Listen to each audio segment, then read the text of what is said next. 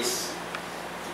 Pero okay lang naman at na-include pa rin ng Diyos na tayo po ay buhay at malakas at may paglingkod natin ang ating mga sarili sa Panginoon. Sumaatinawa ang biyaya at kapayapaan ng Panginoon at tayo po ay nasa dako ng muli ng pag-aaral ng banal na salita.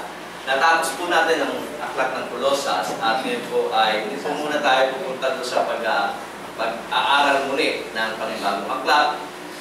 Meron po tayong pag-aaralan ngayong topiko na kung saan ay ninais po ng inyong likod na ito ay muli nating pag-aralan o muli nating i-review sapagkat ito ay kinakailangan talakayin. Sapagkat nung galing po kami sa kaligtasan, no, sa Mindoro, nakaraang linggo, ay may napansin po na katuruan na medyo kinakailangan ilinisin, ano, sapagkat yung po nagturo nung nakaraan doon ay sa matandang preacher na kung saan yung kanyang learning o yung kanyang knowledge about the subject ay medyo hindi updated, ano, at medyo kinakailangan po natin ipaliwanag ng maigit.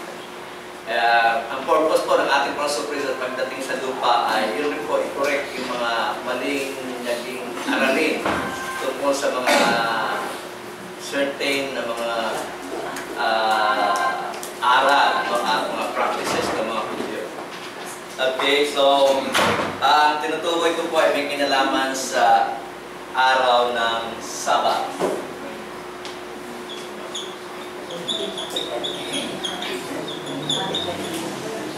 Yung po ating naintindihan sa araw ng Sabat ay mapapansin po natin na para bagang iba yung katuruan ng ating Panginoon Kristo doon sa katuruan inabot niya na doon sa mga Hudyo. Na kung saan para bang ang ating Panginoon Kristo pa yung mali at yung mga inabot niyang aral ang tama. Kung natatandaan nyo na nag-aral na po tayo nito sa history na kung saan bago dumating ang ating Panginoon Kristo ay nagkaroon muna na tinatawag na doon sa ating timeline na tinatawag na 400 years of silence. Ito pong tinatawag ng mga scholars ng 400 years of silence.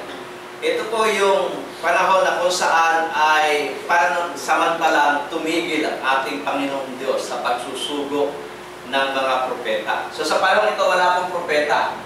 Natapos po yung pagsusugo ng mga propeta at nagkaroon 400 years na gap bago muling sumulpot yung propetang tinatawag na si Juan Bautista at ang ating Panginoon Kristo sa panahon naman ito.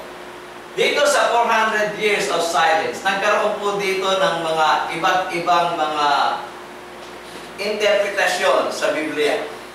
At nagkaroon po dito ng iba't ibang mga pangkating pangrelihiyon na kung saan may iba't ibang dalang pananampalataya na kung saan ay inabot na ng ating Panginoon Kristo. Nariyan po yung mga Pharisees o mga Pariseo, nariyan po yung mga Sadduceo o mga Sadducees, andyan rin po yung mga Essenes,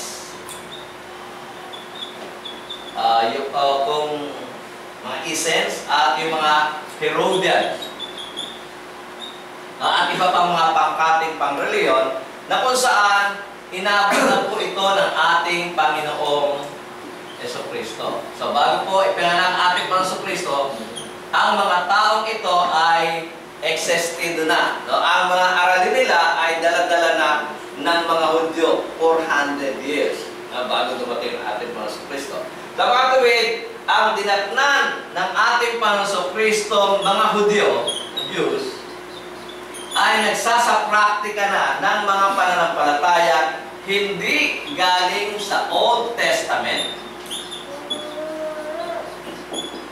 o sa aral at turo ni Moses at iba pang mga propeta, kundi ang kanilang aral na ay dala ng mga pangkating pangrelihiyon ito. Kaya nga, nabasa rin natin sa banal na kasulatan na kung saan ay tinuligsa ng ating Panginoong Kristo ang mga grupo ng pananampalatayang ito. na kung saan ay paborito nating basahin bago tayo tumuloy doon sa ating babasahin nandiyan sa monitor.